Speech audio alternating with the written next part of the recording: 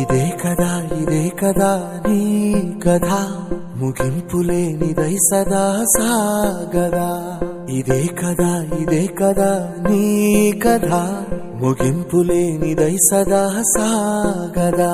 నీ కంటి రెప్పలంచున మనస్సు నిండి పొంగిన ఓ నీటి బిందువే కదా నువ్వెతుకుతున్న సంపద ఒక్కొక్క జ్ఞాపకానికి 100 ఏళ్ల ఆయువుందిగా ఇంకెన్ని ముందు వేచనో అవన్నీ వెతుకుతూ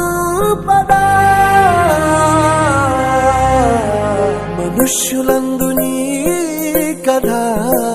మహర్షిలాగా సాగదా